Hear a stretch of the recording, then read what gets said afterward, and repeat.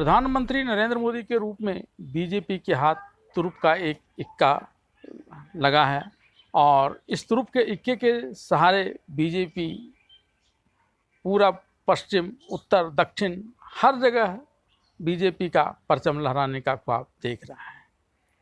Narendra Modi BJP के इस ख्वाब को बहुत हद तक पूरा करने में सफल भी हुए हैं।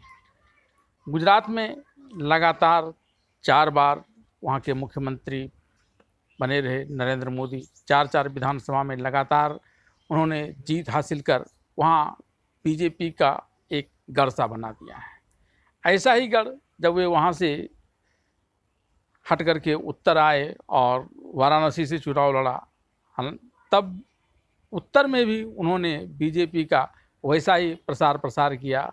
और यही कारण है कि उत्तर प्रदेश जैसे बड़े राज्य में 2 बार लगातार विधानसभा चुनाव जिताने में भी वे सफल रहे। उत्तर ही नहीं, पूर्वोत्तर में भी प्रधानमंत्री नरेंद्र मोदी ने अपने चुनाव प्रचार और कौशल से बीजेपी को यहाँ भी कई राज्यों में सत्ता में लाने में सफलता प्राप्त की है। अब भारतीय जनता पार्टी प्रधानमंत्री नरेंद्र मोदी रूपी इस तुरुप के इक्के का प्रयोग दक्षिण में करना चाहता है, क्योंकि तिकड़म के सहारे कर्नाटक जैसे दक्षिण का एक राज्य जो इसने हथियाया था, वह भी कांग्रेस ने इससे इस बार छीन लिया है।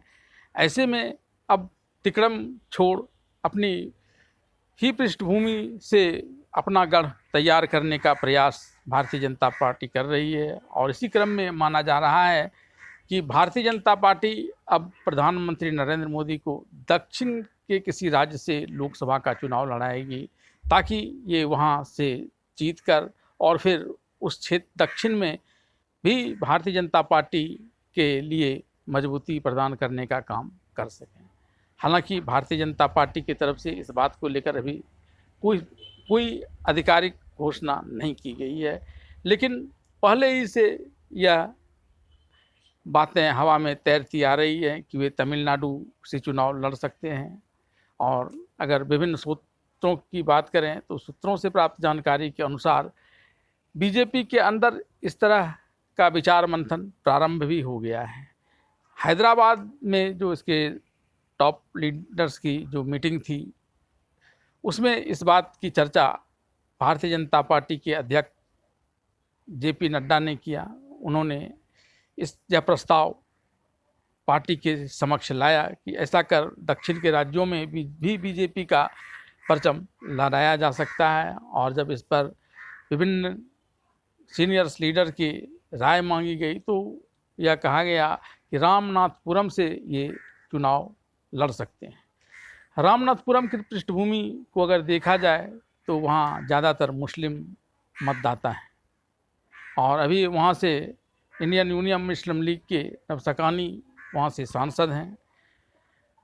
अब प्रधानमंत्री नरेंद्र मोदी जो अब तक लगातार वाराणसी से चुनाव लड़ रहे हैं, जो हिंदू मानसिकता से परिपूर्ण है, और ये अगर रामनाथपुरम से चुनाव लड़ते हैं जो मुस्लिम बहुल क्षेत्र है, तो इस दोनों की दूरी को उनको पाटना होगा। और शायद यही कारण है कि प्रधानमंत्री नरेंद्र मोदी हिंदुत्व की बात तो करते ही हैं, विभिन्न जगहों पर उनका पूजा पाठ, और यहाँ तक कि जो संसद के नए भवन का उद्घाटन हुआ वह भी तमाम धर्मों के साथ साथ प्रमुखता हिंदू धर्म की ही रही। तो इस प्रकार से वे हिंदू मतावलंबियों को साधने का प्रयास तो कर ही रहे हैं।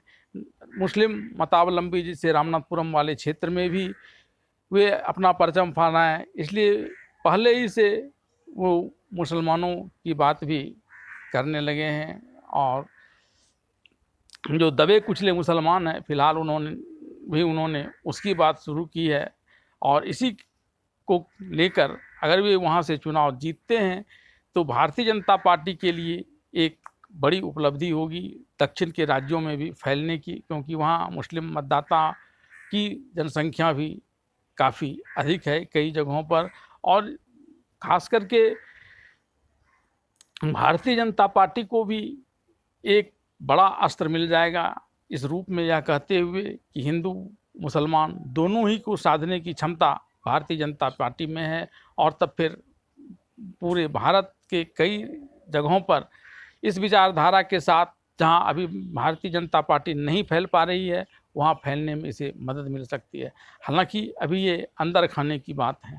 राजनीतिक दलों की बातें वो जब बाहर भी आ जाती हैं तब भी उसके समाप्त होने में कोई ज़्यादा देर नहीं लगता है। अभी तो ये अंदर खाने की बात है, अंदर के सूत्रों के अनुसार ही पता चल रहा है।